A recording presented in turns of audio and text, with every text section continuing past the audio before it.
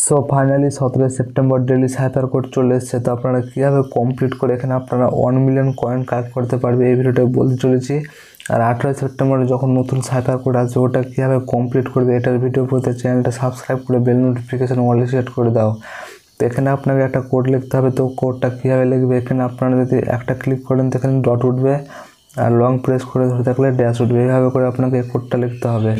তো আজকের কোডটা এখানে কী আছে দেখতে পাচ্ছ, ডট হাইফেন ডট ডট, এবার দুটো ডট,